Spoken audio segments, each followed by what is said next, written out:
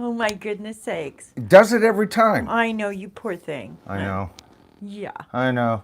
Yeah. Okay. Are we How you live? guys doing? Give me a second here, folks. I was writing notes at the very end. I'm going to be looking down tonight and everything because we got a lot to cover tonight. Uh, for those of you who don't know by now, my name is Michael Noland. This is The Bottom Line. The channel's name is actually Michael Noland, The Bottom Line. That kind of makes sense. But when I stream, and we're doing a special stream tonight, but it's not. It's special in that, first of all, I want to say happy Valentine's Day to each and every one of you. My good buddy Royce is out with Betty celebrating, so he won't be in tonight. And Timothy gave us some news. What was it that Timothy did? He renewed his vows with his wife today. Wow, what a I special know, isn't Valentine's that Day. that's awesome. Right. What a blessing. And this is the second time in a row that I've streamed on Saturday, and I'm starting to tend that I'll to desire to do this on Saturdays. This was, you guys have heard this a thousand times, but this was like going to be my first choice for the weekend after I decided to change things up. I put it up for a vote. Saturday got a lot of votes. Sunday slightly by 1 or 2 votes outdid it. But what I'm finding on Sundays is I am running into streams where I don't have time to cover what I wanted to cover. And I'm also leaving a growing audience while I'm doing that. And I don't like that. So Sundays aren't working out for me right now. And so I'm testing out Saturdays. You guys let me know what you think in the comments if you watch this afterwards. I know on a special day like Valentine's Day, we may not get a lot of viewers tonight. I don't keep track on how many viewers we've got or anything in the moment because, frankly, that would be me bean counting while I'm trying to do what I do up here, and I don't appreciate that. So when I do my live streams, we call it the Tribal Forum for newcomers.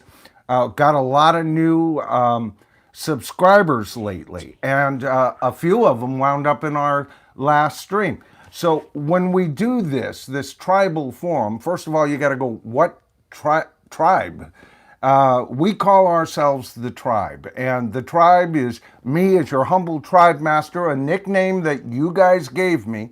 I didn't make that shit up. Honest to God, baby. Yeah. How you doing, darling? Oh, I'm doing great. I always love being with the tribe. Oh, yeah. Love this, yeah. Yeah.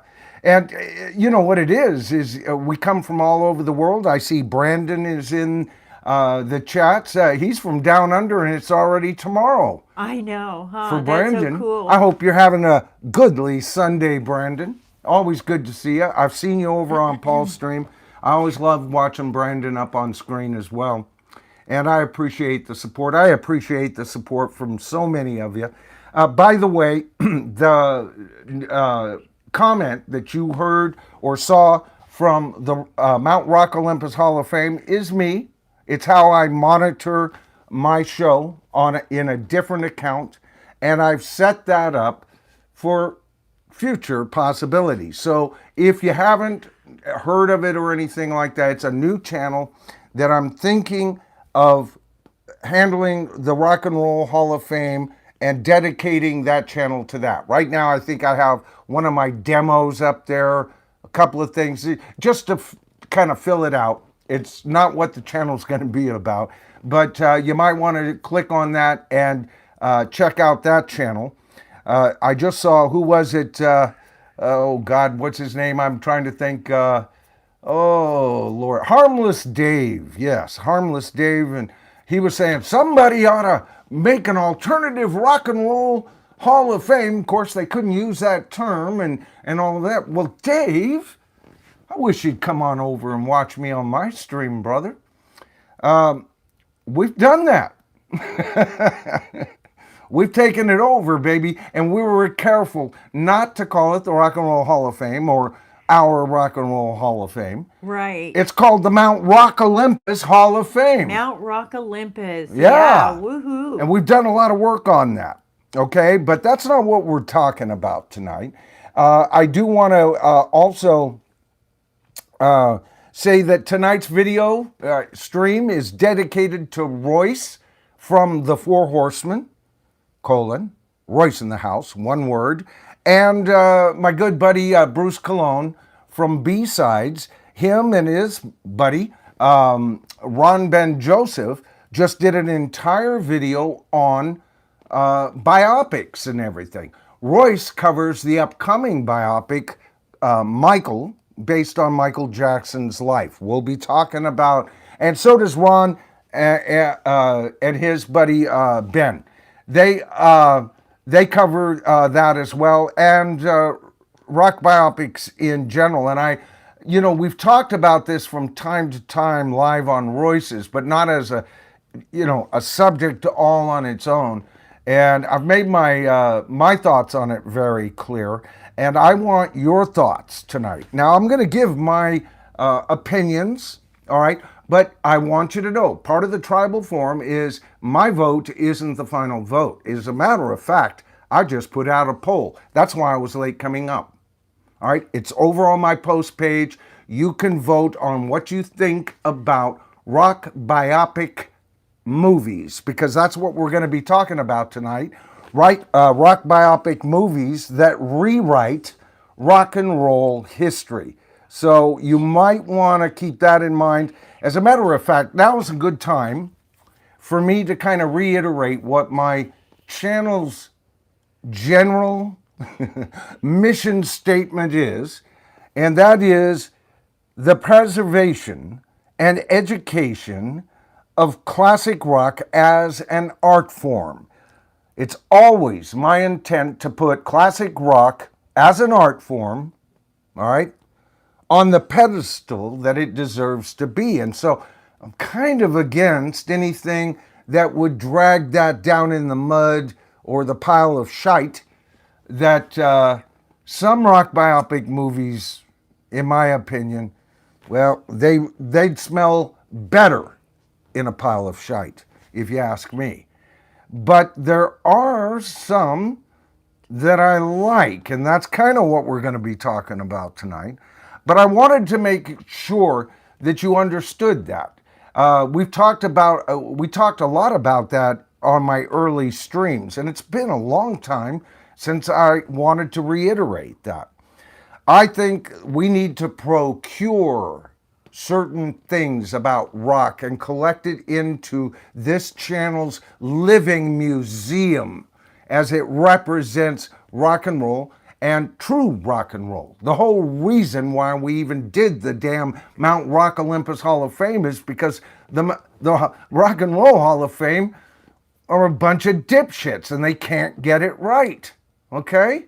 So I want that. And this new channel that I kind of, I've just got an eyeball on. I'll see if there's any interest. If you guys start all of a sudden subscribing that, what you would be subscribing to is, yes, I'd be interested in a channel dedicated to what we do. Now, we're still going to cover the Mount Rock Olympus Hall of Fame over here, but I want to procure certain elements and share it on that channel as well.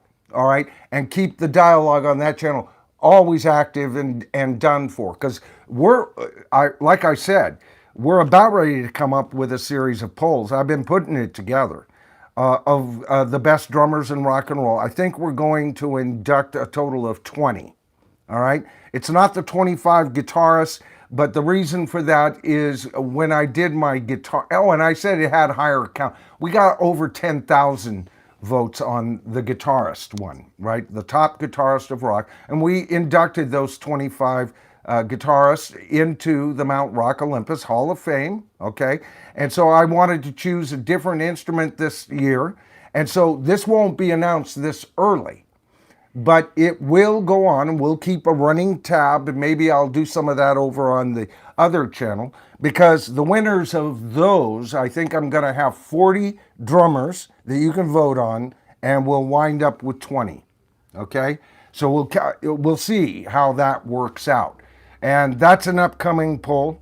So we're not giving up on that. And that's to get that done early in the year so we can get on to brass tacks of concerns of 2026. And then toward the end of the year, we're going to induct another group of bands and or artists. And then we'll add that to where are we at right now? Are we at about 140, 130? I can't remember. It's between 130 and 140 inductees so far in the Mount Rock Olympus Hall of Fame. And the reason we're doing this in mass is to kind of catch up. You know, the channel's been around for 4 years, and we're trying to just catch it up on what ground we could have covered in that total 4 years of time. And at the end of this year, then we'll do this whole thing once a year, and once a year earlier in the year, adding yet maybe next time saxophone players, bass players. You guys let me know. All right. And I did want to say thank you very much to, let me find this. I thought I had all this stuff all up and done, and we had to do some sound checks because we've been running into problems there. And I had to go to the photos. I wanted to thank, first of all, before I even got up here today, Ben Scheidecker, thank you very much. He swung the deuce hammer for us, baby. Didn't say anything, just gave us a big heart. Yeah. You know? So great Valentine's Day gift, isn't that? He's a sweetheart. And then on my last show, we had Deuces Wild give us a $5 super thanks. Ben, again, gave us a $5 super thanks. And my good buddy Royce gave us a $10 super thanks, okay? That should catch me up on all of that. Let's get on over here and find out where we are in this whole deal. I talked about the poll. Let's go on over there and just see what kind of immediate reaction we got on this poll, so I'm getting some sort of idea of where you guys are. All right, we've got 68 votes.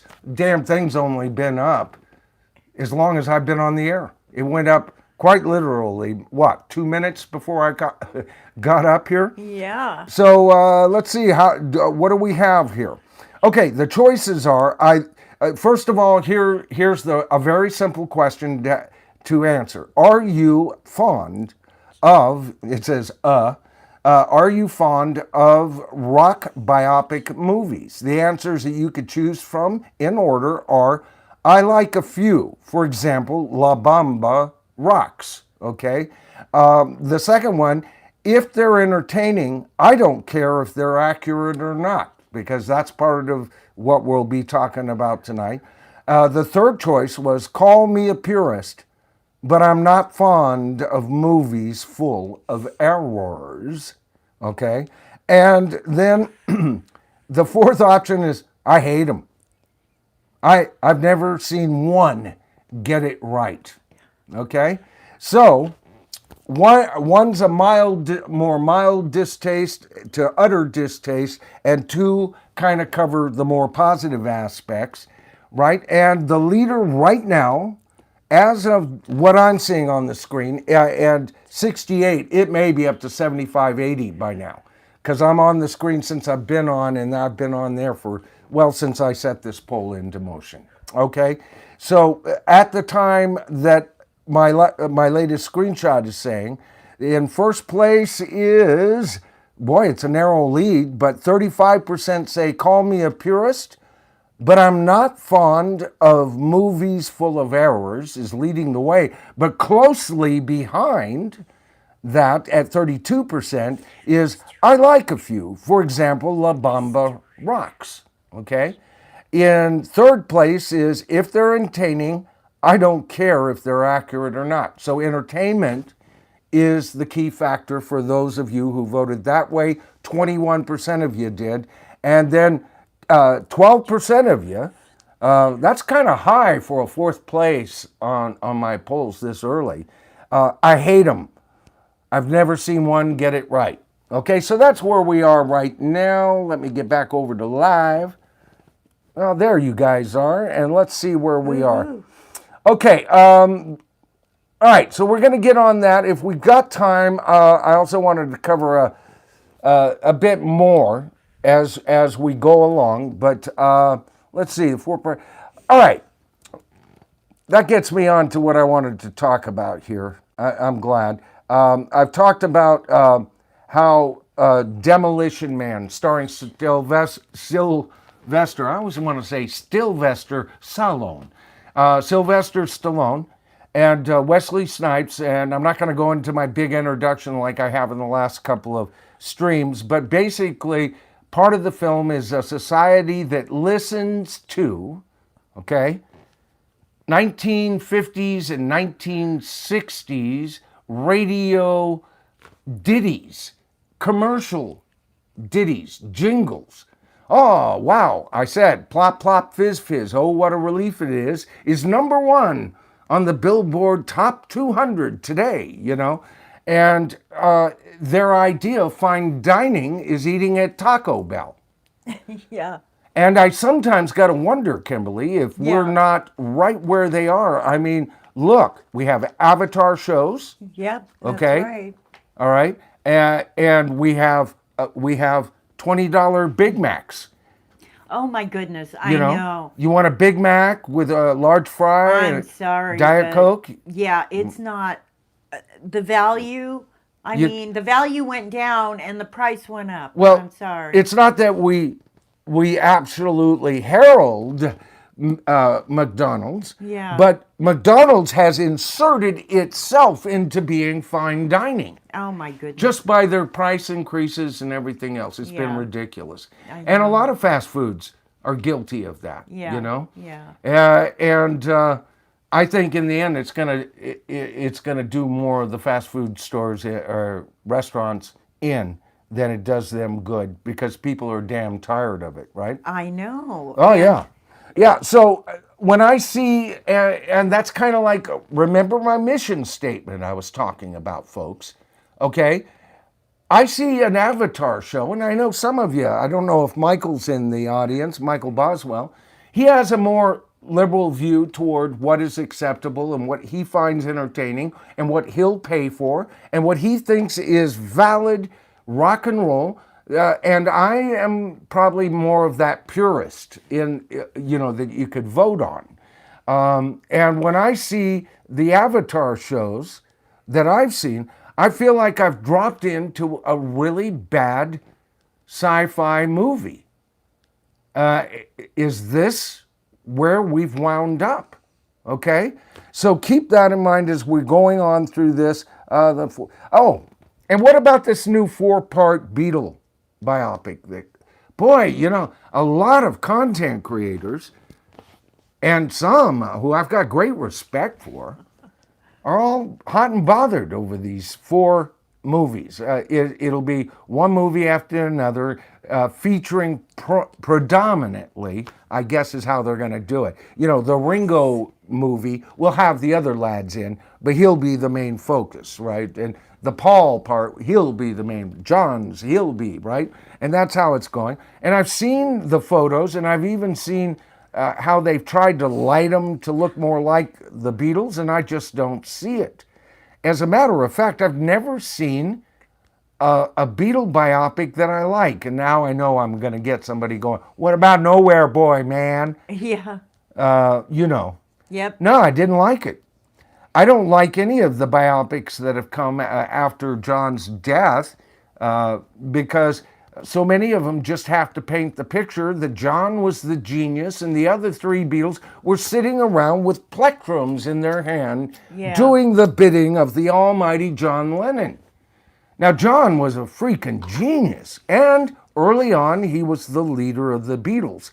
And even when Paul had to take over at a later date due to John Lennon showing more disinterest and a disconnect from the Beatles, right? So somebody had to take over. Paul took over. But even then, the Beatles always would give a nod to John. He was the guy. He was the leader, whether he was leading or not. And so he's important. But a lot of these movies love to just paint Paul black, if you ask me. And that all came from probably Paul McCartney. They asked him about John Lennon dying. He goes, it's a drag. and everybody thought that was cavalier. It wasn't. If you know anything about Paul McCartney, he was absolutely misrepresented by the press. But, I'm not excited. How about you guys? Is anybody giving comments regarding the new Beatles biopic that's coming up? Let's see.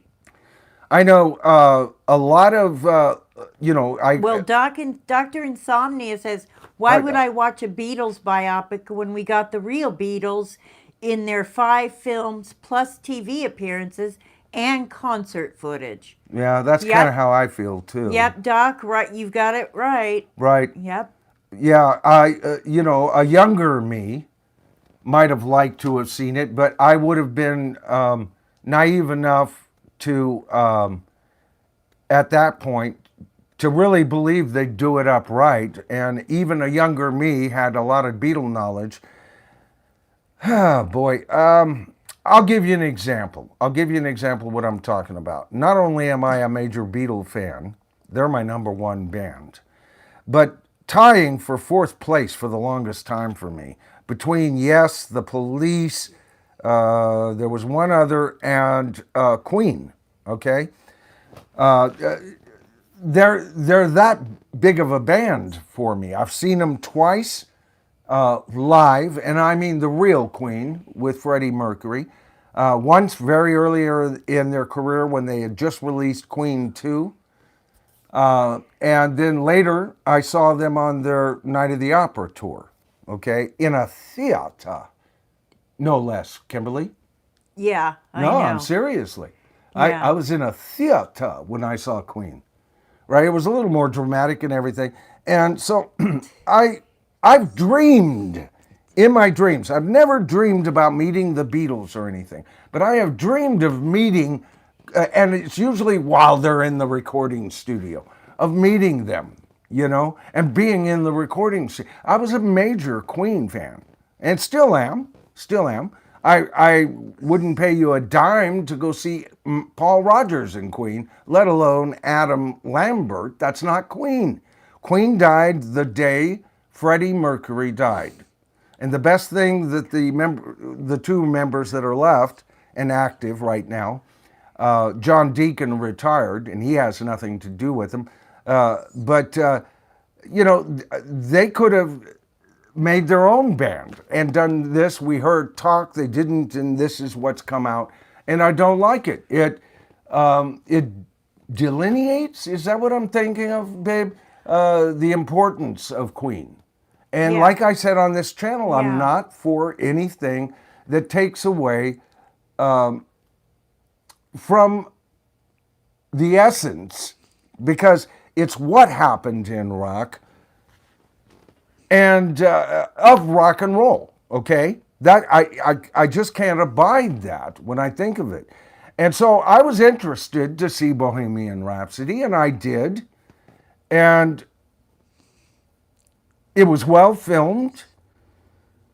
At angles, they all looked close enough to have been, the guys, I guess. They did a bang up job. The soundtrack was great, and it's full of freaking errors. And just look at the poster. It was on my thumbnail. Look at the poster. Bohemian Rhapsody. Do you see any signs of a guitar player, a drummer, or a bass player on that poster? Like I said, they should have just called this damn thing the Freddie Mercury story.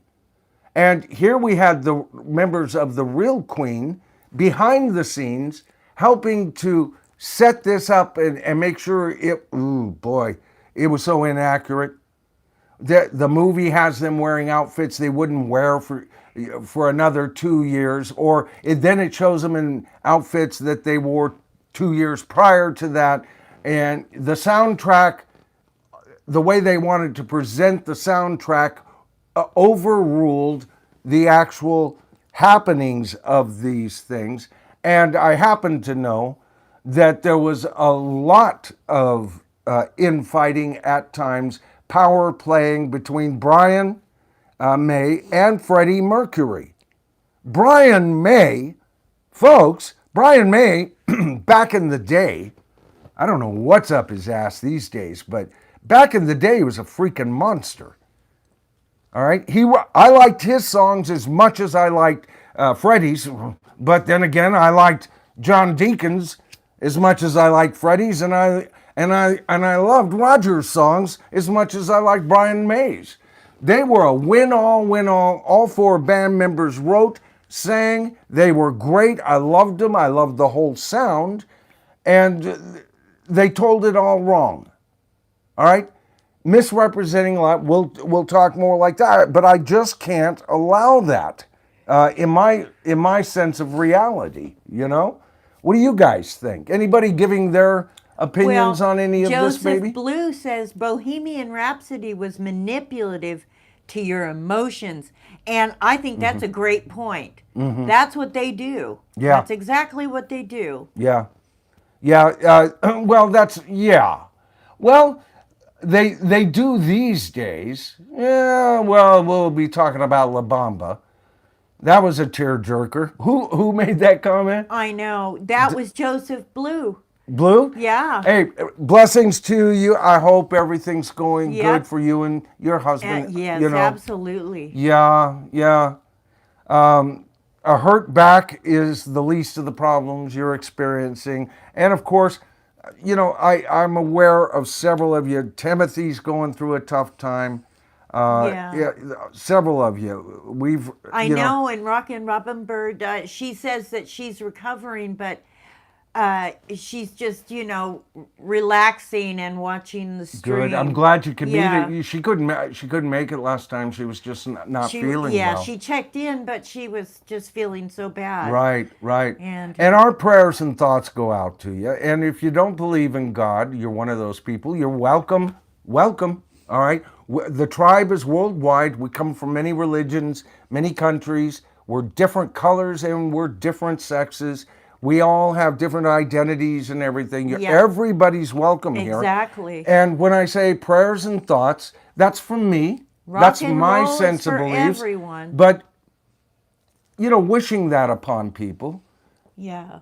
it's a good thought at the very least. So don't let that interfere with you enjoying the stream or anything. But we do care for, the members of the tribe. I've got to know so many of you. And you guys are just, you're important to us. That's all there is to it. Okay, so I wanted to get on to this first. Is this the one I wanted to be on? We could get into that a little bit later. Let's try another one here. I want to save that, though. Oh, I think this one will work. Yeah. Joseph Blue says John, his partner went to physical rehab and his back is better. Thank you. That's good to hear, Joseph. Yeah, Kimberly could tell you. I spent yeah. months in physical rehab. Oh, yeah. I mean, Due to, that was a work injury that's right. that re-injured an old karate injury. Yeah, that's right. Michael had to be very physical. Yeah. Even though he's a psych nurse. Yeah. Some of the patients were criminally insane and very physical. And Yeah, it was a physical job. Yeah. Yes, it was. But before I was done, I had gone over to skilled nursing, and I preferred that. These were gentle as a lamb clients. Some, I won't get into them, but very needy and in need of total care, and I love that kind of care. Yeah. But I've dealt with behaviors, and then units that would deal with behaviors and medical issues, and I've worked all three areas, But especially the early years were very physical, weren't they, baby? Yes, it was. That's where I met Kimberly, was out at the state hospital. That's she worked right. food services. We met on the job. Yep. And that's how we met.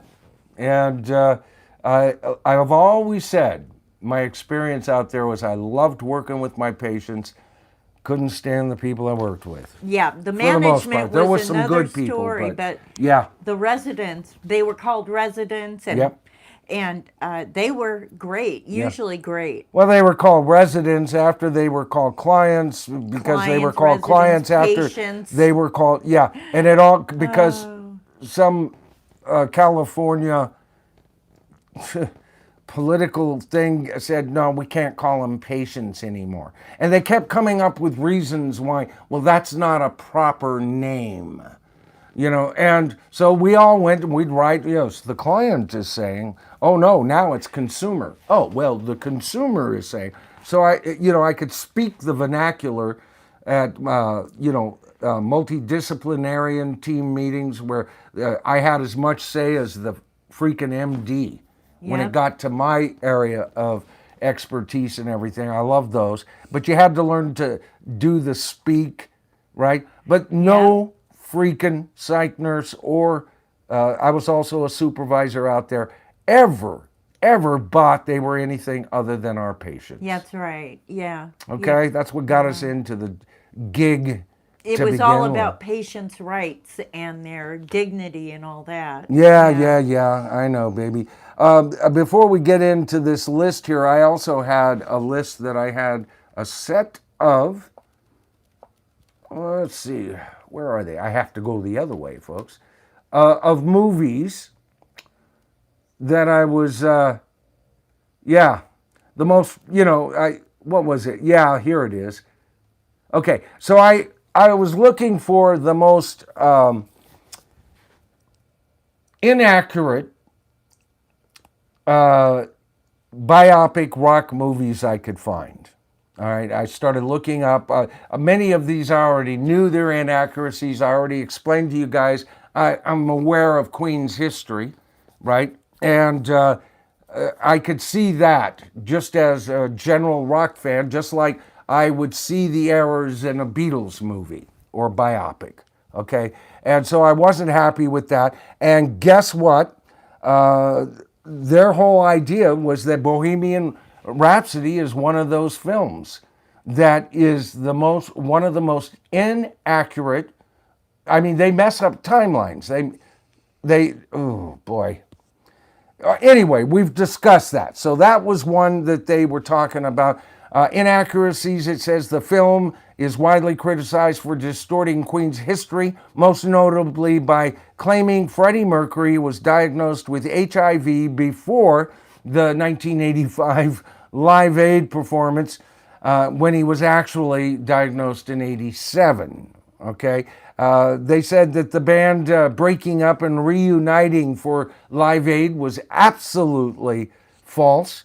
That they never really broke up. And if you're familiar with their history, it was basically a time when Freddie went on and did a couple of solo albums. I think a couple of them did. But anyway, were they on the verge? Yeah, but they never officially did that. Okay, another one that's considered, this is such a great performance. I don't like Oliver Stone as a director. But I sure love Val Kilmer's Jim Morrison in The Doors.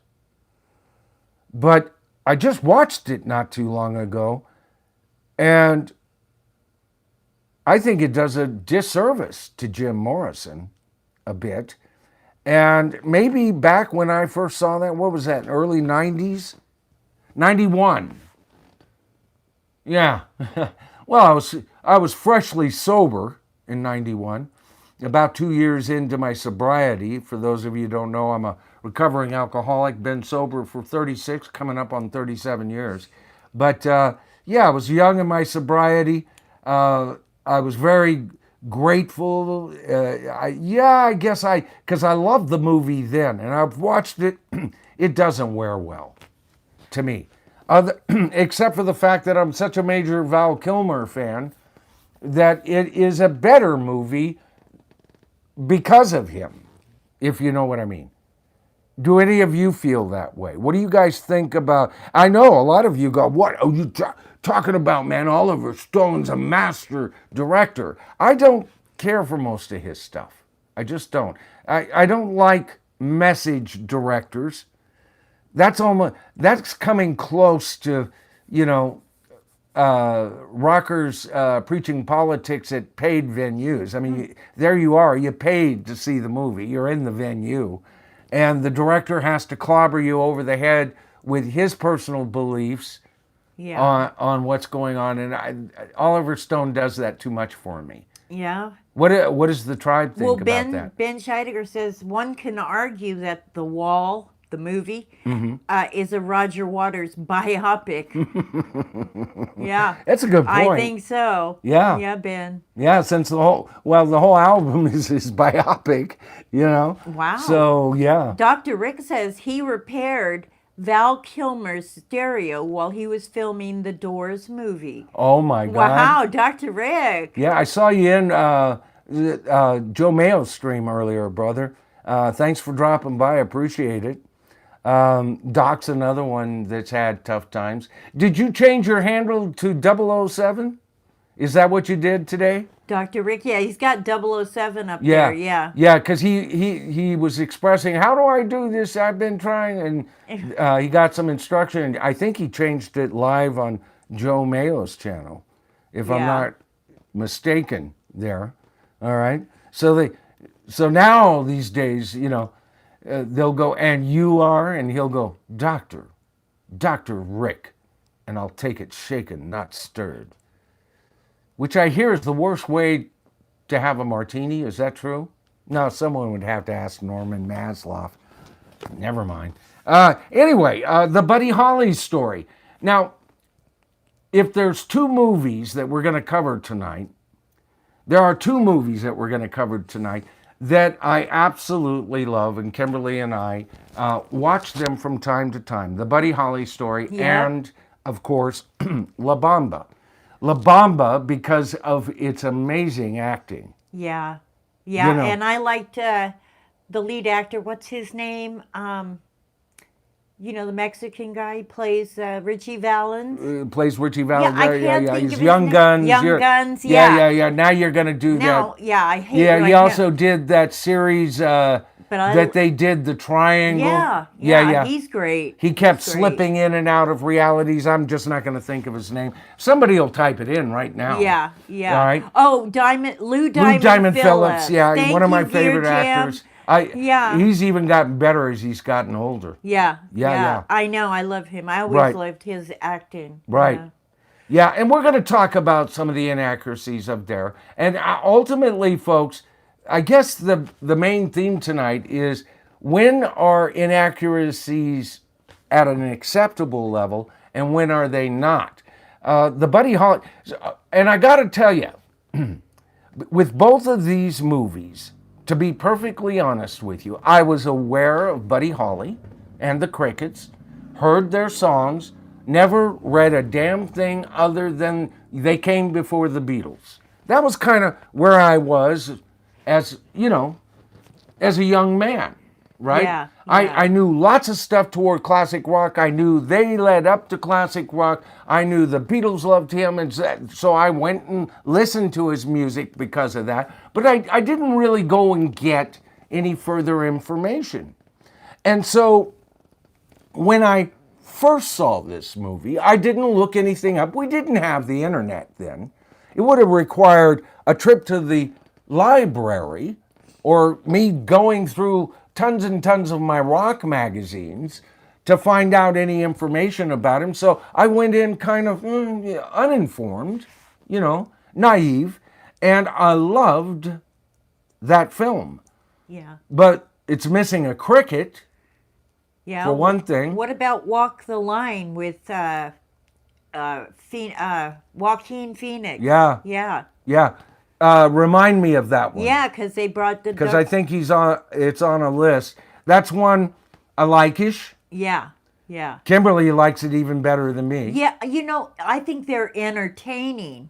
But as far as being factual, oh no, I think they intentionally do, you know, they're after profit. Mm-hmm. So whatever, you know, gets profit, that's how they set it up. They're not interested in being factual. Or otherwise it would be a biopic. Right. Real biopic. Right. And when they do, you know, go through the darker periods, they're hypersensitive to the person who might be doing the darker stuff and, going into, drug use, and or if it's somebody about who had a fight, somebody died or something like that. But there was a reason for it. Oh, they make it more dramatic. Yeah, but you know what, absolutely. baby? You're bringing up an important part, and I want everybody to remember this because you just brought it up. It was part of the choices. Look, it's entertainment. Rob the Waxed, who I actually like. I do like Rob. I don't know if he likes me at all.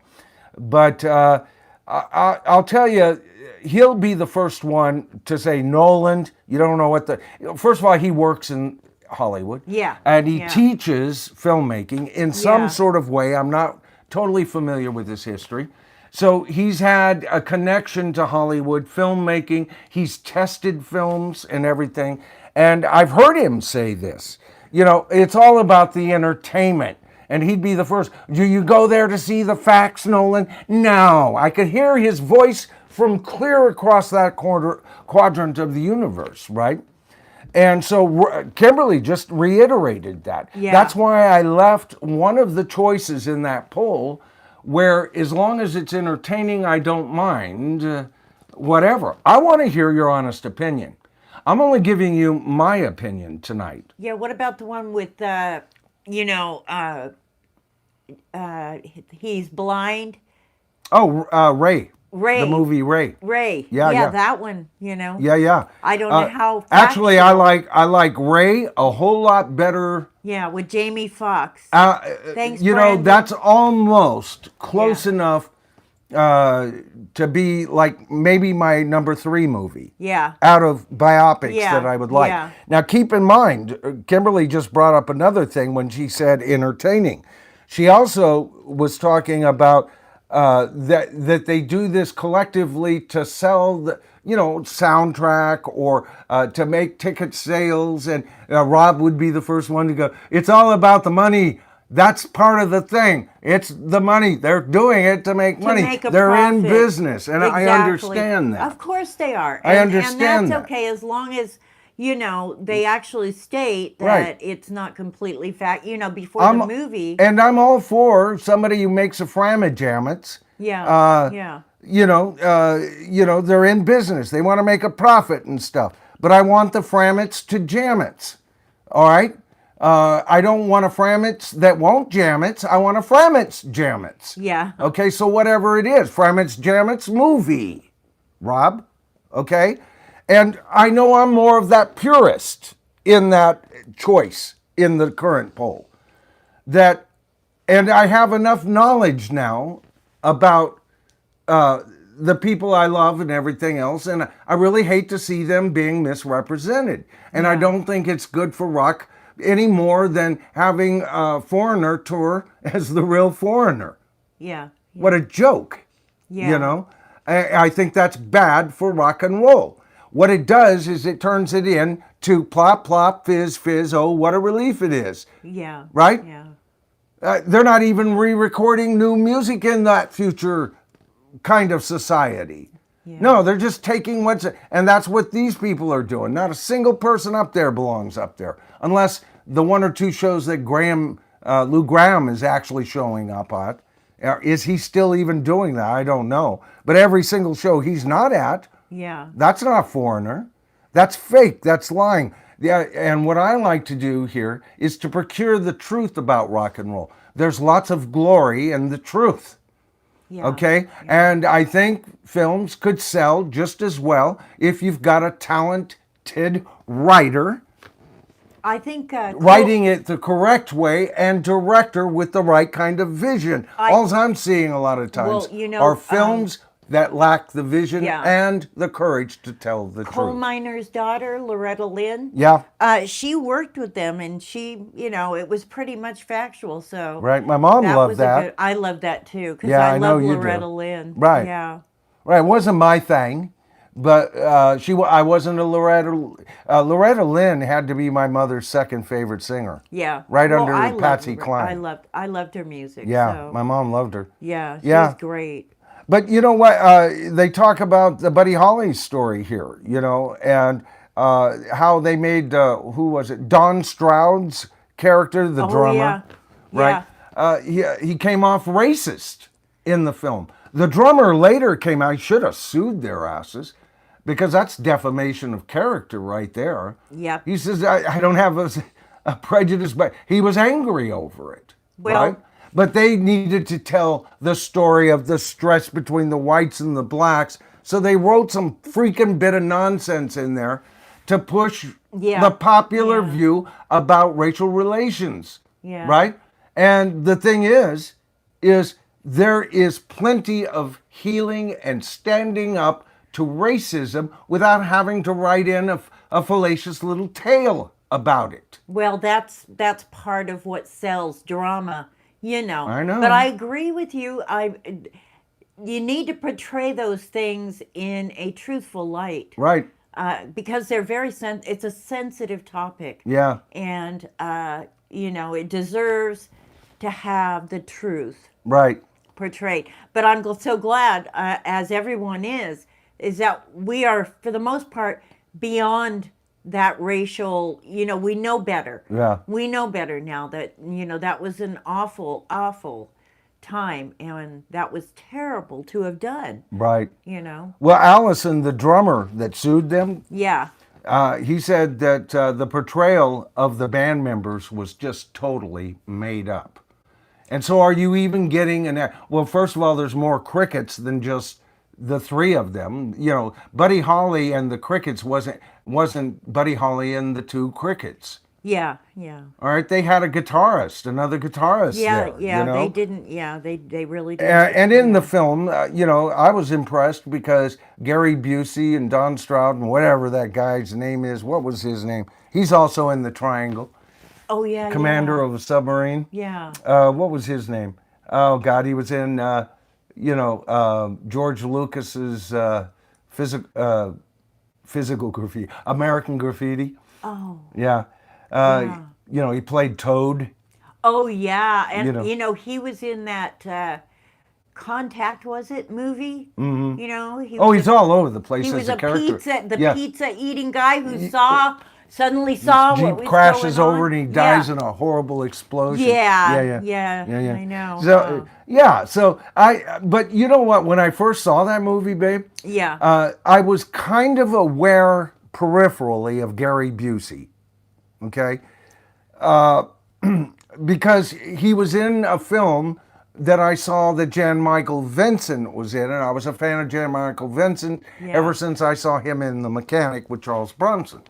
So he was in there. So I was peripherally. Oh yeah, he was one of the, you know, buff surfer dudes. Right. You know. Right. And so there was, you know, okay, and he didn't look at all like he did in that film. Right. Right. Yeah. They even, you know, had him wear over, you know, too big of shirts and stuff to give the illusion that he was the skinny kid that Buddy Holly actually was. Yeah. Right?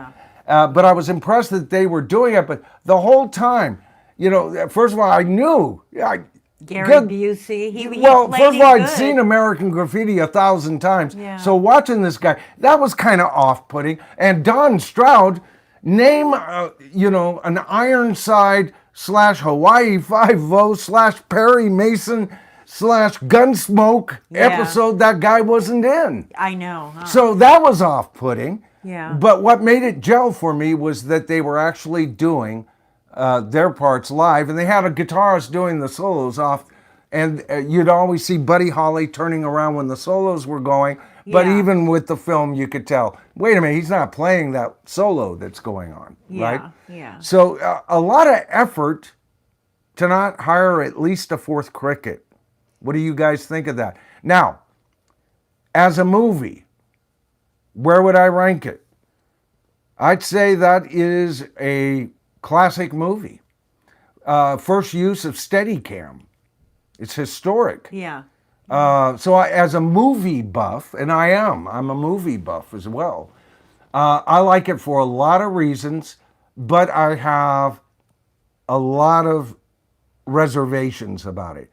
But all in all, the acting's good. The making up of tales to tell a greater tale or to moralize to me is a little hard to watch these days. Then we get to La Bamba. you know. And La Bamba is full of inaccuracies. For one thing, it shows him on American Bandstand singing O'Donna. Okay? Oh, yeah. When in fact, I think, what was he singing? I think he was singing his big hit, you know? Yeah. Yeah. La Bamba on there, because O'Donna wasn't released until after he died. But it told the musical narration that they wanted to tell. And O'Donna became not only, because that's probably his second biggest hit, if you think about it. All right. And O'Donna, the person who's playing Donna in the film, isn't Right. the Donna out of Richie Valens' life at all. Yeah. Out of his teenage years. Yeah. Yeah. She's a compilation of 3 or 4 girls he knew. Right. Right. So her story is 3 or 4. So did the real Donna's dad was a prejudiced bastard or not? Yeah. You know? So, and they go, well, we have to do it. We only got 2 hours and 5 minutes at most that the movie can be long. Well, then don't bother to make it. However, that would have to be number 2 for me. Yeah. That would have to be my second favorite biopic of all time.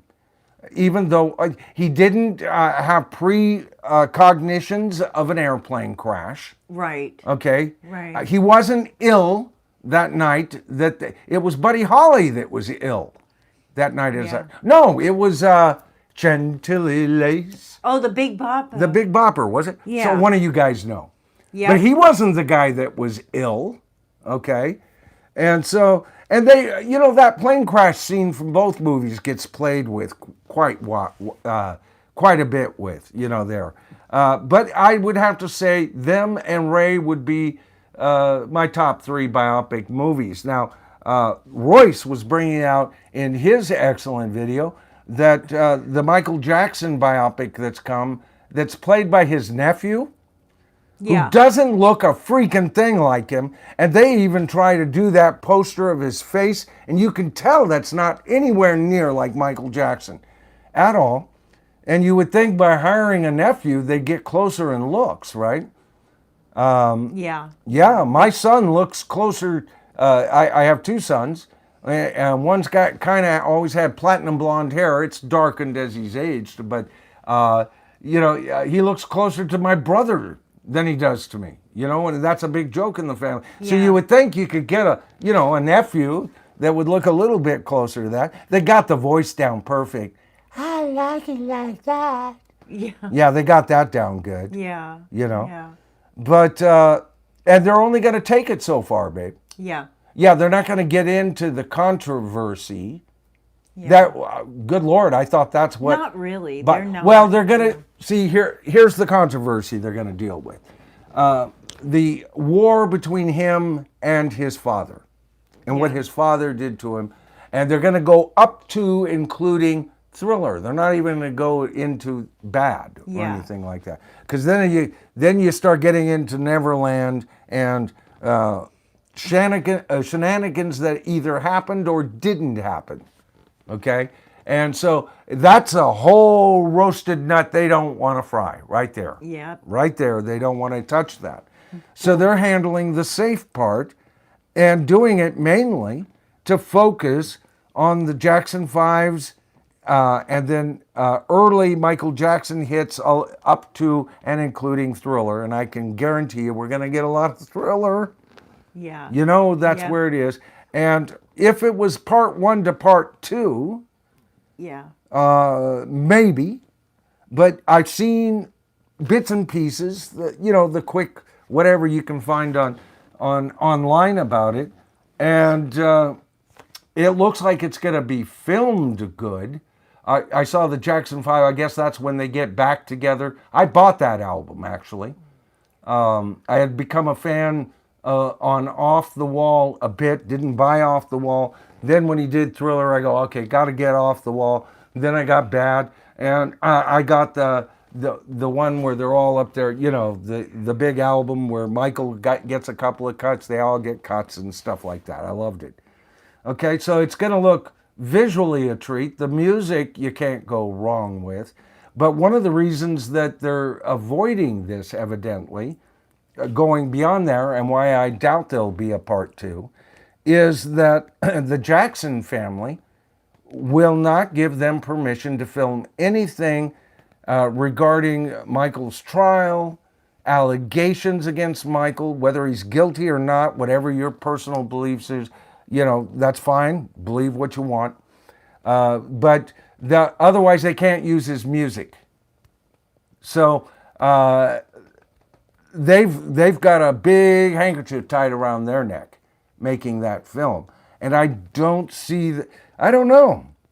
To me, that they can't tell the real story, only the real early story. And we still don't know if that's going to be another one of those things that Michael Jackson's father was a worthless pig and never did that family any good from the very start. He is the devil incarnate. If they go down that road, on for me. Yeah, yeah. Because there ain't no such person as that. Yeah. Now, was he guilty of a lot? Yeah. A lot of us parents make mistakes along the way. Did he make more mistakes than a good father should? Which movie possibly? are you talking about? We're talking about the new biopic called Michael. Oh, okay. Yeah. Right. Yeah. And as I said before, Royce just did a video on that, and then Bruce Cologne did one with him and Ben, and it just got me to thinking, And the more yesterday I was just lying in bed watching these, and I'm going, you know what? This has always bugged me, So that's why we're going about it. The film Rocket Man from 2019. Just seeing the scenes of the thing, I didn't want to go see it. Never have seen it, but they say the inaccuracies in Rocket Man, while partially intended as a musical fantasy, there's the excuse, baby. Yeah. Yeah. Rocket Man heavily manipulates the timeline of Elton John's life for dramatic effect. One you like, Crossroads. Rockin' Robin Bird brought that up. Reminded me, Crossroads, with Robert Johnson. Are you talking about the film Karate Crossroads Kid? with Ralph Macchio? Yes. Oh, I love it. Yeah, that's the one she's talking about. Yeah. I love that film. I love that film. Yep. Yeah. So do I. Yeah. I love it. the whole mythology and everything about that's it a great and everything. one. But I don't look to that film to find the accuracies of them. That's nice they brought in all of that. I love the fact that he has the dual. Who is that? Steve Vai? Steve Vai, yeah. That plays the wicked guitarist. That's right. He's on, he's dueling guitars. God, he played evil incarnate so well, didn't he? Yep. What do you guys think? Yep. It was Steve Vai, wasn't he? Had to be. I see his face in my head. Was Trevor right now. Rabin the one actually playing? No, Steve Vai doesn't need Trevor Rabin playing his parts. Okay, because no, man. Okay. He's a monster guitar player all on his own. I know he is. Yeah, but I mean in the movie. But who was it that played Ralph Macchio's parts? A more blues-related guitarist. I'm trying to remember. Yeah. But great, Rockin' Robin. I like that. I don't see that so much as a biopic, though, as just kind of a fantasy-based film. I mean, we got The Devil Went Down to Georgia, everything in that freaking film. Yeah. I know, I love that. And the boy got his cherry popped on top of all of that. Yeah. But they're saying so we talked about, and it's all for dramatic effect with Rocket Man, right? Reinventing the time zone. Looks like it's going to be all for dramatic affair with Michael. And what is the difference when it gets to this kind of film, Rocket Man especially, and a freaking Avatar show? Yeah. Yep. And I know some of you like those, okay? And if you do, that's fine, but it's not my cup of tea at all. And I'm wondering if this is 67, Jimmy's Time. I'm trying to remember if this is the one. There is also a film, this is Jimmy All by My Side, 2013. This sounds about the time. Who was the black actor, the black football player that became friends with the white football player on Remember the Titans. Oh yeah. Remember him? Yeah, I can't think of his name, but One of our favorite freaking he was movies. so good in that movie. Yeah, he played Jimi Hendrix. Great but movie. I saw that biopic, and man, Yeah. you could tell that guy never picked up a guitar in his life. Yeah, well. But I love him as an actor, man. Yeah, James Brown. I liked that one. Oh You God, yeah, didn't- that I thought that you was didn't good. like Yeah, that I one. hadn't even thought of bringing that one up. Yeah, We own James that Brown. one. Yeah, we do. You know? We have that Yeah. movie. Yeah. Yeah. So anyway, they're saying All by My Side. This inaccuracy. This film focuses on Jimmy's time in London, 1966, 1967, before his fame, but it was heavily criticized by those who really knew him. Okay, so witnesses to the facts that it was all made up. Yeah. Fabrications. Former lover Kathy Etchingham described the movie as an absolute nonsense. The film also lacks any of Hendrix's original music due to the rights issues, severely damaging its authenticity. Yeah. They said inaccuracies in La Bamba, glossy and shamelessly fictionized. Oh my goodness. Yeah, we covered, just from memory, I covered some of the problems with that. Yeah, baby. Oh, Brian Howard made a comment. He said, Michael, how would you dramatize the Michael Noland story as a feature film? Well, the first one I would That's funny, get to play. Brian Howard.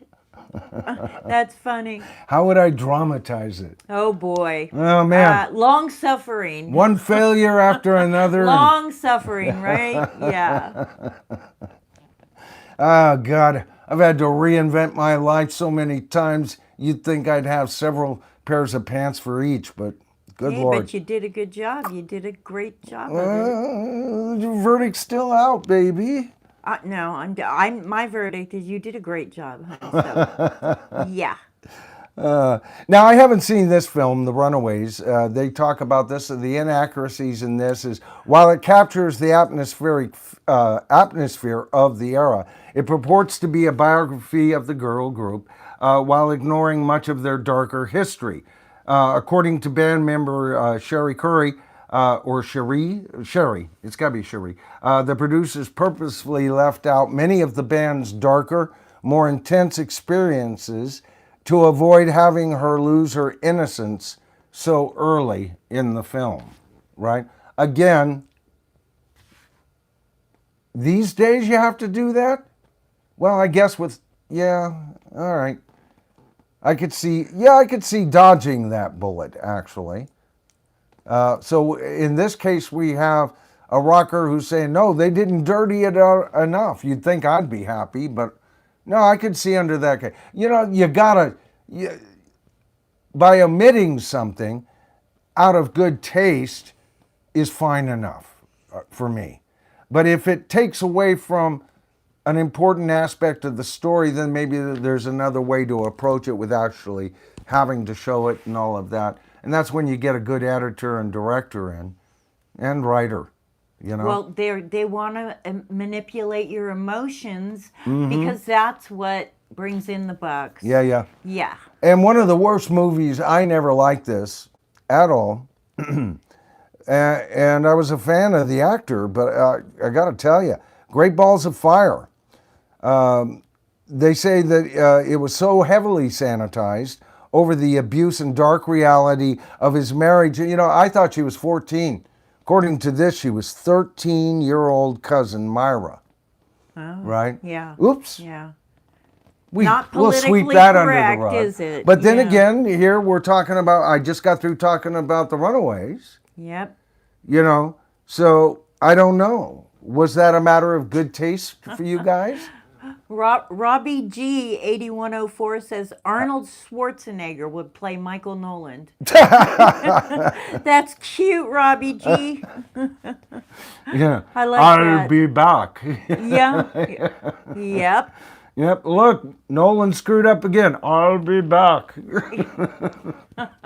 More like You Chuck. better be back, because you know what? Before you even got up here, you fell down again, dude. But I'll be back. I think Chuck Norrison would look more like you. Yeah. I actually used to get A lot of people said, you look like Chuck Norris. No, back in the and day, a long time Michael ago. is a second-degree black belt. Well, Yeah. the dojang that That's I taught at. Yeah. It wasn't my school. I was one of the teachers there.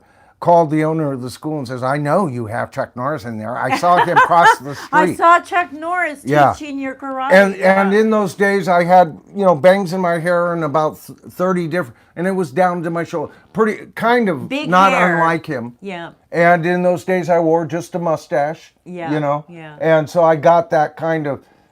Except that at the time it was happening, he was already filming Walker, Texas Ranger, I love and he had that. already had the full beard, but Yeah. a lot of people hadn't caught up with the look or something. Yeah. Because the closest I would have looked to the dude Yeah. was like maybe, just after he quit doing that whatever blonde, ultra blonde hair, and it got kind of closer to my, I guess from a distance there was some resemblance. So that's the only time anybody's ever mistaken me for anybody. We talked about the Doors before. He's been criticized for portraying Jim Morrison as a perpetually drunken, occult-obsessed caricature. Oh my goodness. Right, surviving members of the band, including keyboardist Ray Manzarek, famously loathed the film for its sensationalism and mischaracterization of Morrison, and nobody would know him better than Ray. Yeah. Did you have something to say, babe? Oh, no. I was just laughing at one of the comments. Oh, yeah? Star Trekker 1980 said, William H. Macy to play you. And we love William H. Macy. Yeah. Love his Well, you acting. you gotta have a curmudgeon play a curmudgeon. Oh, my God. That's what a lot of people think. He's just an old curmudgeon, Martha. Yeah, no. I got news for you. When I was younger, I was a younger curmudgeon. Michael is more like from the 1800s. He's old-fashioned and believes in very simple but powerful truths. Yeah, if I have a no trespassing sign on my fence, don't cross it. Yeah. Don't steal my horse. Don't sleep with my woman, or else. Yep. Pretty simple meat and potato. Raise your kids. Yeah. Don't And- take what's not mine. Yep, that's right. Respect Yeah. my elders. Right. Love my children. Yeah. Be nice to my neighbors unless they're assholes. And Yeah, then- do unto me as I do unto you. Yeah, kind of. Well, it's kind of a basic premise, but then I get kind of non-forgiving. Yeah. After that point. Yeah. I love people until they do me dirty, and then it's like, yeah. Yeah. You know me. When Michael is upset, he doesn't let go of it. He goes after whatever. Or at least it bears on my soul, as you know. Yeah, exactly. And I've got to make it right one way or another, and if I can't rectify it in my head, my mouth usually ensues, doesn't it? Yeah, Michael's going to be all up in your face. Oh, well, I my just say what's on goodness. my heart. Yeah. And I try to, I'm not self-righteous or anything like that. I make as many mistakes as any other man or human being, as anybody else does. But these are things that I kind of try to live up to, some standards. Right. A code, a And cowboy be code. humble. Don't be, Yeah. don't be righteous, and- Well, I've been called the last American cowboy Yeah. left in the United There States you of go. America, baby. Oh, I thought I heard your horse out front, huh? Yeah. I call him Ed. Really? Sassy steed. Oh, He is. I Yeah. thought it was the horse from Lord of the Rings. What's the white horse? Oh, yes. God, thought- Lord. Oh, you do this to me live I on can't the air. stand it when I can't think of the name. Shadowfax. Shadowfax. Yeah. Love Lord that of name. all horses. Yeah. Right. Love that name. Yeah. He could ride. The book explained, almost tirelessly. That's Yeah. how Gandalf made the time that he made. Only Shadowfax. Nobody could follow him. With keep up that him. hat on, you look like you're from down under. Down under. Good day. Yeah, good day. Yeah. You call that a knife? Baby, I got a knife for you. We love those movies. Oh, shit. Yeah. Yeah. Oh, Lord Almighty. Yeah. So anyway, to demonize somebody like Jim Morrison, who didn't need any, of that to begin with. He was already. I mean, anything that is historically true about Jim Morrison is pretty much going to give you a lot of drama. Yeah. It's not like the guy was without drama, but they really had to paint him into this whole mystical thing. And I guess as a movie, if you buy, see, I did it at the time. Yeah. But I was a young recovering alcoholic in those days. You know what? I plead ignorance. I like what Harrison McKenzie says. He said, The Doors is still a good film, though. Don't let the truth get in the way of a good story. Well, and I love his, and that's kind of what we're talking about. That's right. That's right. Yeah. Should we nitpick like me? Yeah. And some of you, I know a lot of you agree with me, but a lot of you don't. Just like, come on, Noland. Yeah. Give it a rest. Get with the show. Come on. Yeah. But once again, think back to what I'm trying to achieve on this channel. There is enough trauma in classic rock that we don't have to reinvent it. And that's another thing. Because I know if Bruce was watching this, he'd make a comment going, yeah, but these are gateway movies, Michael. Is Michael Boswell out there? Maybe he didn't make the screen. Michael's not in tonight. Yeah, no. because Michael Boswell is one that might bring that up too. Yeah, he really puts Michael to the task. Yeah, and he has said that that's one of the good things about the Avatar shows too. Plus he likes the whole idea. It's a way to memorialize past stars in their glory at their youngest and most sexiest. ABBA. Right? Yeah. At least the two girls were. Guitar player, I guess, was a good-looking. Well, they were all good-looking, huh? Yeah. Yeah, good-looking people. Yeah. But there's so much more than just that. They talked about, Stardust. Now, I've never seen this because I heard it was bad. Yeah. And I'm a major David Bowie fan. I did not come to Bowie until. Was it Young Americans, the hit Young Americans or Golden Years? It was one of those. Biopic of Bowie, Yeah, absolutely. And mainly because at the time he was out, I saw all these pictures of him, this androgynous Ziggy Stardust and the Spiders of Mars, and I only had room in my heart enough for one dress-up guy, and that was Alice Cooper. Ah. And I always felt, well, David Bowie's, and I don't know who came first, the chicken or the egg, but since I was already a fan of Alice Cooper, David Bowie looked like but I dug Mick Ronson. I really did dig Mick Ronson. Oh. So, but they were saying the Bowie estate refused to allow any of his original music to be used, forcing the film to rely on covers and a largely invented narrative about his first tour.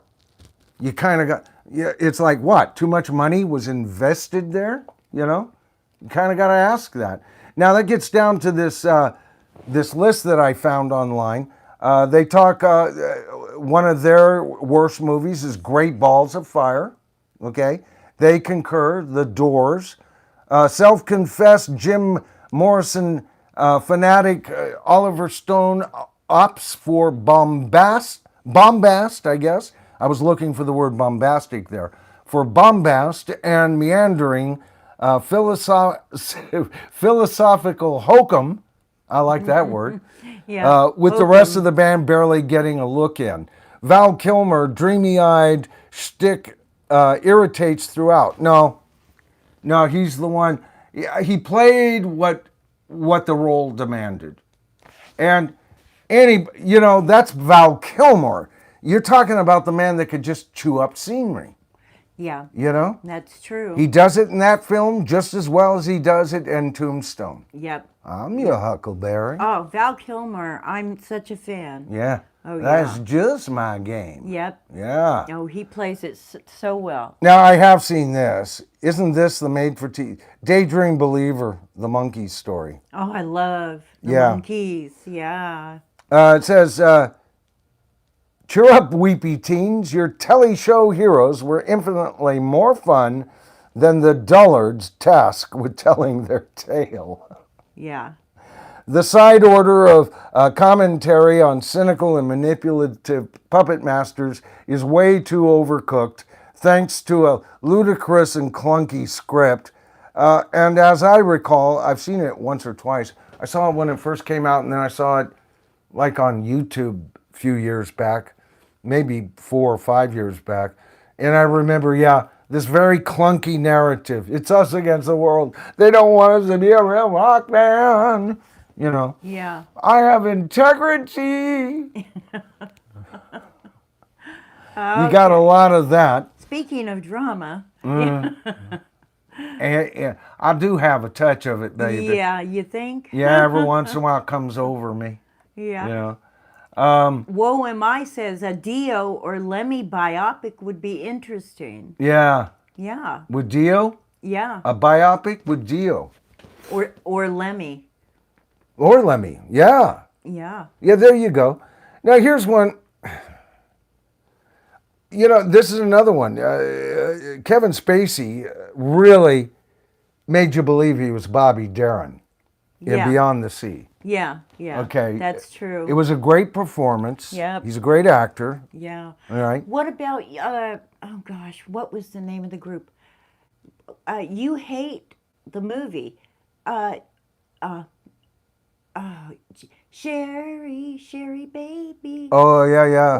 What are they called? Yeah, what was that called for the Four Seasons? The Four Seasons, yeah. But what was the name of the movie? I like the movie, but yeah, I tried to watch it 4 or 5 times, baby. It just bored me to hell. I loved it. And you know what a big, and so do the viewers know, I'm a big Frankie Valli and the Four Seasons fan. That I thought it was a really good movie. I had Four Seasons records and Beach Boy records. Yeah. Let's see, what was the third record I had there that for the longest time? Before I ever had a Beatles record, I had a single of Marty Robbins. Oh, I love Marty Robbins. You know, El Paso. Oh, El Paso. Yeah, down in the West Texas. And then it gets to the point in the song where it goes, you know, he's coming down the hill where a bullet may find me. You right? Yeah. That lyric. And my 45, I had to put a nickel on the arm, otherwise they would go, a bullet may find me, a bullet may find me, a bullet may, and I was like, oh no, my favorite song. Yeah. You know? Yep. So I was, you know, those were like my first records before I got hep enough to even understand that there was a Beatles, really. I mean, I was aware of them, but there were other bands at first. I thought, to be honest with you, Kimberly and I were talking about this. I was showing her some old performances of Gary Puckett and the Union Gap. I love them. And then I showed her a performance of him, a latter day, you know, he's got all white hair now. And it's still long. Actually, it's longer than he was when he was with the Union Gap. One of my favorites of Gary Puckett. And I told her, you know, they came out at the perfect time for me. You see, they had uniforms. Yep. And so did Paul Revere and the Raiders. That was even earlier. Yep. You know, and so when the Beatles were out, I go, oh yeah, those lovable mott tops over there, they got some good songs. But I wanted to hear Paul Revere and the Raiders because they had, you know, Revolutionary War uniforms, man. Yeah. I was 9. They looked cool. Yeah. They just look cool. Yeah. Where the action is, man. Yeah. I watch that all the time. I was 9 years old. I go, that is a freaking great rock band. Well, you know, the Beatles had their black... Sgt. Pepper. And before that, they're black. They wore their black suits, you know. But you know what? I had to go to church every Sunday, and I wore a black suit with a tie. Yeah. That wasn't cool. But damned Revolutionary War uniforms or Civil War uniforms later with the Union Gap sat real well with me. Yeah. And then later the Beatles did their Sgt. Pepper thing. Yeah. You know, I think the Union Gap probably came out after the Sgt. Pepper thing. Yeah. But you know, the uniform thing, you got to give that to Paul Revere and the Raiders. Yeah. How could you not? Oh, and their Farfisa organ sound. Yeah. You know? Yeah. And Kimberly was just humming, you know what song I like? Just the other day. And she goes, Silver Bird, dot, dot, dot, dot. And I go, yeah, you know who did? I don't know. I go, Mark Lindsay. She goes, who's Mark Lindsay? I go, Yeah. Yeah. lead I singer to didn't Paul know Revere and the who- Raiders. Yeah. You know? I didn't know who he And was. she loves Paul Revere and the Raiders. Yeah, you know? I love them. Yeah. Yeah, yeah. Well, you know, one of my favorite, absolute favorite movies is called To Sir with Love, because I yeah. love, what's her name? Lulu. Lulu, I yeah. love Lulu. When I was a teenage girl, I loved Lulu. So when the movie came out, I just loved the movie. Oh, well, that was... And I was a big Sidney Poitier fan. Yeah, that was the Yeah. first song that you asked me to put on our playlist way back when Yep. playlists were new. To Sir with Love. Yeah. Oh, you're going to put To Serve With Love on Yeah. it? You know, because I had a Yeah. family playlist. Of Yeah, I just love that rock-based, song. pop-based Yeah. kind of stuff that all of us would like to listen to. Yeah. And that was the very first song you ever asked me to put on a playlist. Yep. Yeah. And I love the song, not like you do. Oh, it's You know? one of my top songs that I grew up with. Yeah. It's, you know. Yeah. And when, you know, I was more of a fan. See, I was pretty lame in my early. I liked Gary Lewis and the Playboys, This Diamond Ring. I Yeah. liked Petula Clark, you Oh, know, Petula Downtown. Clark. You know, Downtown. Nancy Sinatra, These Yep. Boots Are made for walking. Windy. You know, Summer Wine and all of that. You know, I Yeah. liked, you know, more safe stuff that relied a whole lot less on the orchestra. Yeah. You know, Lulu's you know, there's this high glossed orchestra. I hadn't grown up enough to enjoy Well, that's orchestra. why I said I liked Walk the Line, Johnny Cash movie, you know, of him. Mm-hmm. Yeah. Joaquin Phoenix played Johnny Cash. He does. He does a great Yeah. job. Yeah, I don't know how factual it is, but Yeah. And what's her name playing June is fine enough, except she doesn't. That's not. I don't see June Carter. yeah. I just don't Well, see June Carter. Yeah, well, the likeness is not. And really, I don't see Yeah. Johnny Cash. But I buy into it when I've watched it. It's okay as a biopic. Yeah. Yeah. Yeah. It's not one of my favorites. Yeah. I've only watched it all the way through twice. I think we watched it, and We about a year watched later it, we yeah, watched it again. yeah. I like it. And I know you've watched it several times since Yep. then. Yeah. Yeah. So let's see, anything else? The Phil Spector movie. Oh yeah. Oh, yeah. Remember, what's his yeah. name? The murderer, played Phil him. Spector. Yeah. Yeah. Oh my God. goodness, yeah. Oh, Al Pacino Yeah. played him. You know? Yep. I know. I could barely watch that. Say hello to my little hairpiece. Yeah. Oh my goodness. Oh, you my know God. you're good if you have Al Pacino playing you. Well, you would My only goodness. hope that Phil Spector was half that smart and, I know. and quippy. you I know, and had that personality. Yeah. Yeah. Almost. Yeah. They I almost have a you. feeling not. Yeah. Yeah. Well, they almost have you. Jersey Boys is what you're talking Jersey Boys. Right. Yeah. about. I've tried several times. I can't get through it, baby. That is the Frankie Valli movie. Yeah. Jersey Boys. I love that. Right. Yeah. Yeah. Good movie, in my opinion. Right. I'm just looking at these Yeah. kind of. They're into other stuff here on that one. Yeah. See if I had another one up here that would have made even more sense before we close out tonight. Let's see. Yeah. The Eagles, I mean. Okay, I did want to talk about a second thing. All right, so we're not going to close off just yet. And like I said, we've already been going for about an hour and a half, but Yeah. I'm in no hurry. Canceled. What I wanted, if you guys remember on my last stream, we ran into buffering, and Kimberly says you seemed awfully short to the audience when you signed off. So she really went for Yeah. you guys. And if you guys saw me, I was fed up by that point. Yeah. You know, we've dealt with the buffering before, and on top of everything else, you know, I had a tough stream on Sunday and evening on Sunday. At that point, I was just not going to have any of it. I didn't think I came off that much. All I said was, look, there's no point at this point. All right, folks, thanks for showing up. And she thought it was too short.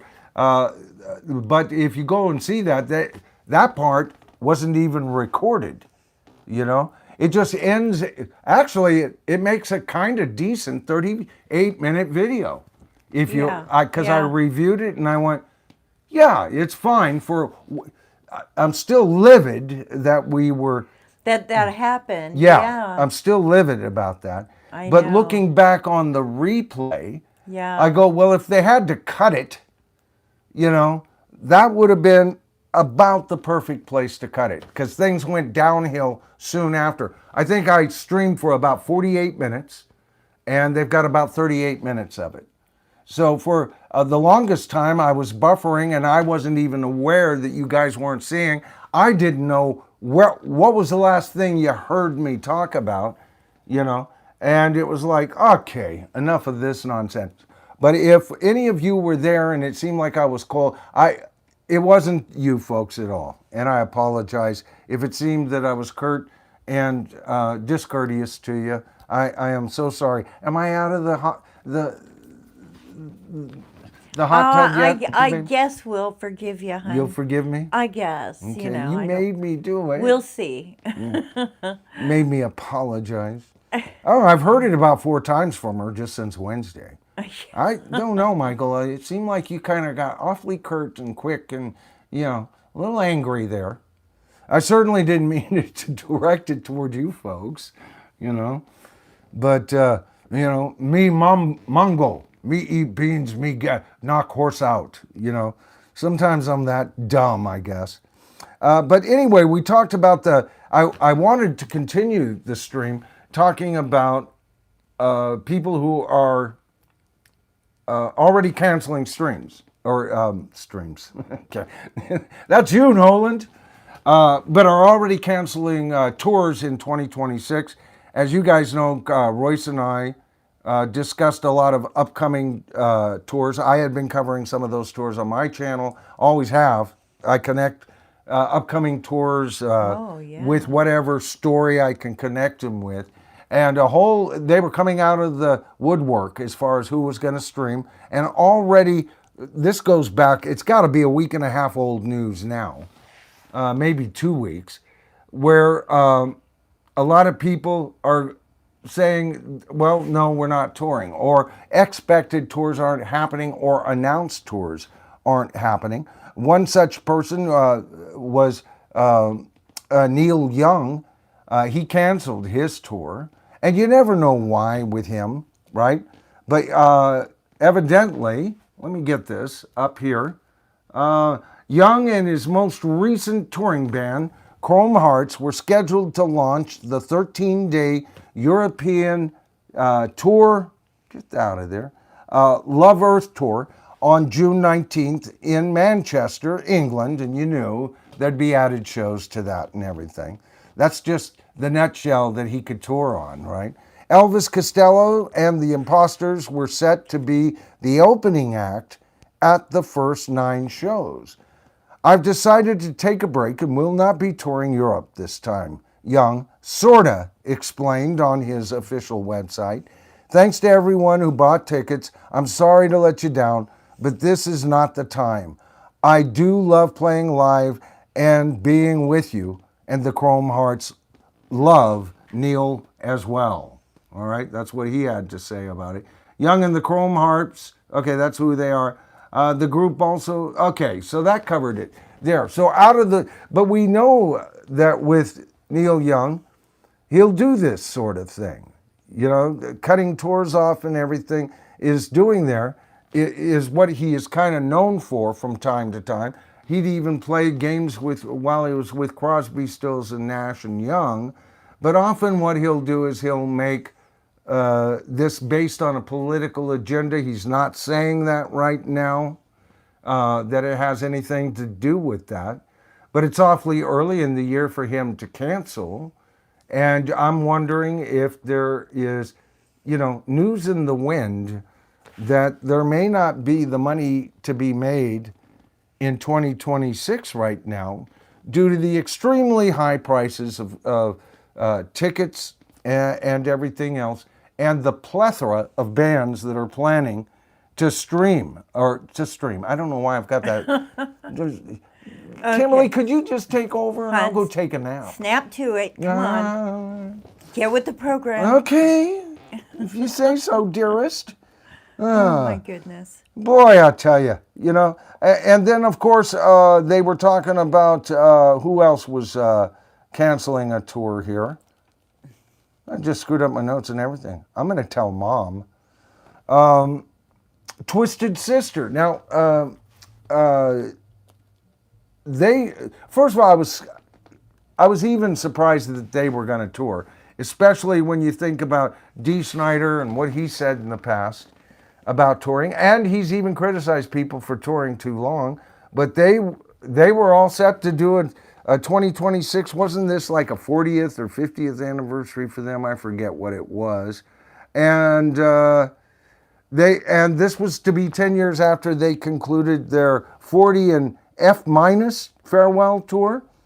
So already out of a farewell tour, okay. And I don't know if they had a farewell tour or a farewell announcement prior to that. I like Dee Snider. I like We're Not Gonna Take It Anymore. A couple of other tracks by them, but I wasn't a major fan of the band or the look. But I liked Dee Snider as a person, got to know the part that I liked when he stood up to Congress and just opened his mouth and said damn well what he wanted to say. But they've canceled because of health concerns, which gets me down to a lot of these other bands that have already made announcements. You know, there's a lot of fragile rockers in the world these days. Look how many people passed away in 2025. I thought 2024 was, I hate to use the word, banner year for rock deaths, and 2025 just buried that year. And we've already seen a plethora of rock and roll deaths, and it's only, halfway through February here. Not even halfway, well, it's a short month. Is this a leap year? Does anybody know? Is this a leap year? Do we get a long February or a short February? Oh, boy. Yeah. I haven't got the But so how many tours might be canceled due to that?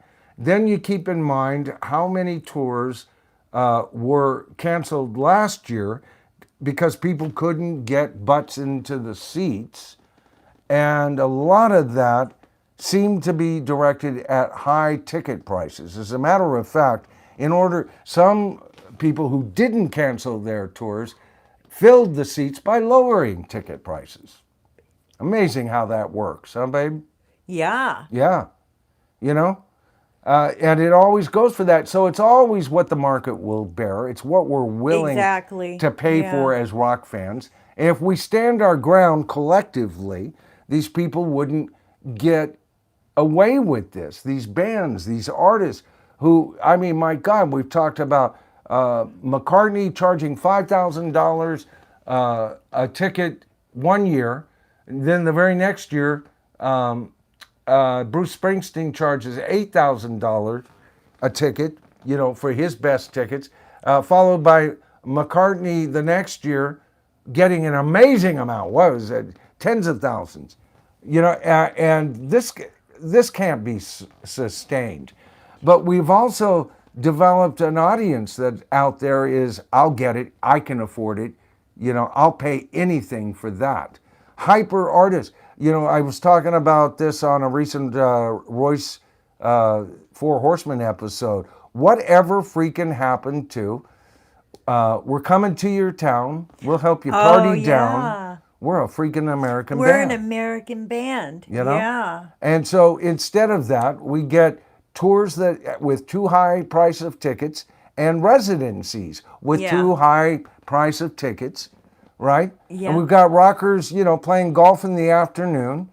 They're set in town for the next 2 months as they go off and do their show. What's rock and roll about that? And the fact that the haves, you know, can afford the better seats and the have-nots, you know, there's no I know back in No the grace day, given to the average it rock wasn't fan. like that. The average fans could go to a concert. Right. I went to 2 or 3 or 4 a week. That's what it was aimed at, you know. Yeah. But my goodness, they've just those are my young days, but I would. Yeah. A lot of their fans just right out of, you know, going to any of their concerts. Yeah, the last time you and I went to a concert was And a lot Greta of them Van can't Fleet. even sing as good anymore. Yeah. You know? Then Yeah. there's that. You had to bring up that bugaboo, didn't you? Yeah. Okay? But Yeah. I wanted to, and on my latest video I talk about this, the Eagles. Out of all these bands, out of cancellations and everything, the Eagles comes up, well, Don Henley did. CBS did a big whole show on him, on the Eagles. In the video I said, that's not the Eagles, you know. Yeah. That's the Eagle. Yeah. That's why, if he was going to be real honest, he just tore as the Eagle. And I've explained why, you know, even Timothy B. Schmidt and Joe Walsh don't fit the bill. You guys want to know why? Watch the latest video. All right. I'm not going to explain all that again. But he's saying the Eagles will be, this will be their last year touring. Where have we heard that before, folks? Yeah. Oh, that's right. Out of this man's mouth. You know, same mouth that lip syncs. Okay. So he lies on stage because he lip syncs. And he lies on stage because the band up there aren't the Eagles, they're the Eagle. Yeah. But he is saying, you know, this will be the final year. They've been touring since 2023. It's only 2026, you know. And talk about milking a good thing. Well, right after he made that statement, they added even more shows. And this statement was made after them adding more shows to the original lineup. So they're going to scoop this in and they're going to create the illusion, kind of like what Kiss did the year before they quit, that this is it.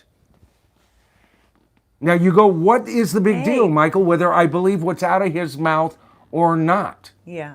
Yeah. Well, it's their way to keep ticket prices high. This is really, seriously this time, the last damn time you'll ever get to see the Eagles live.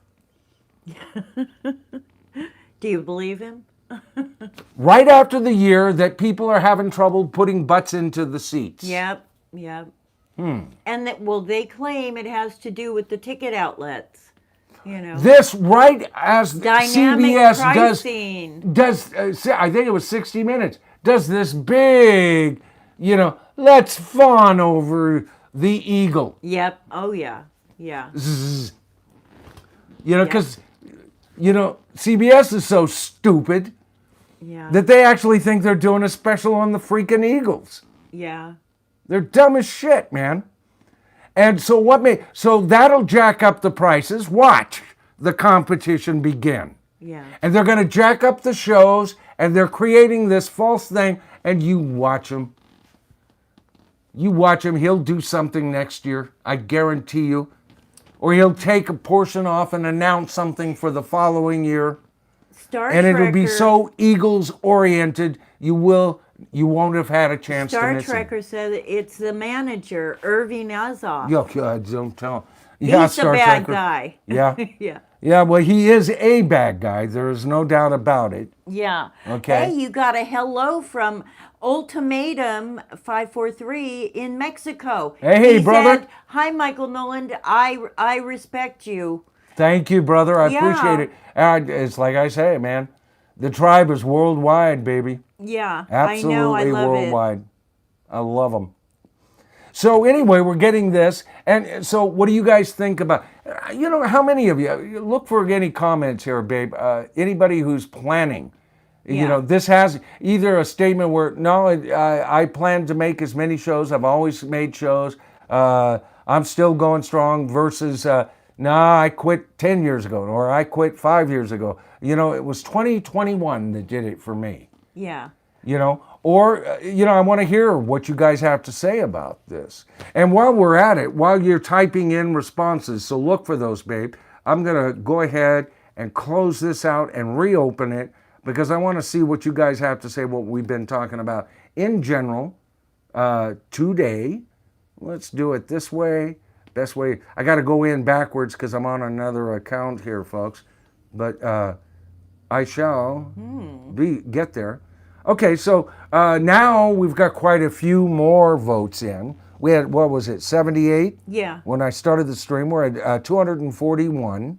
Yeah. Okay, I won't repeat. I'll just tell you who's in charge. And again, the question is, are you fond of rock biopic movies? And the number one answer right now, a strong 39% of you are saying, call me a purist, but I'm not fond of movies full of errors. But in close-ish second place, only by 3%. Yeah. So they've only lost 1% since the beginning of the stream. I like a few. For example, La Bamba Rocks. Right. So you like a few of them. This is kind of agreeing. This is the one that agrees. Now, the other 2 points of view make up a total of 26% of you. So you're not such a silent minority here. With 15% of you saying, if they're entertaining, I don't care if they're accurate or not. And 11% of you saying, I hate them. Okay, so yeah. So the 2 middle ones are doing well. It's a draw here, folks. 11% of you, I hate them. I never seen one. Get it right. When we do our stream on Wednesday, I'll go over the final results of this poll as an intro, and then we'll get into a whole new aspect of what we're going to cover.